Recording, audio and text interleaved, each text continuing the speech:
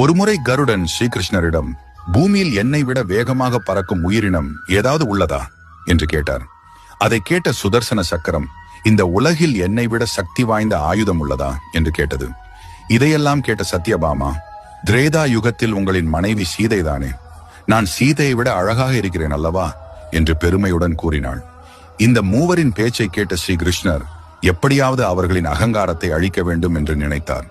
கருடனை அழைத்த கிருஷ்ணர், ஒரு குறிப்பிட்ட இடத்தில் உள்ள குகையில் ஒரு அடியவர் இருப்பார் என்றும், உனக்காக துவாரகையில் சீதாராமர் காத்திருக்கிறார்கள் என்று அவரிடம் சொல்லுமாறும் அனுப்பி வைத்தார்.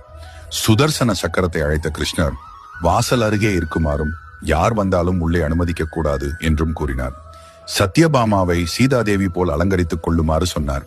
கிருஷ்ணர் குறிப்பிட்ட இடத்தில் அனுமன் இருந்தார். சீதாராமர் உனக்காக துவாரகையில் காத்திருக்கிறார்கள் என்று அனுமனிடம் கருடன் சொன்னார்.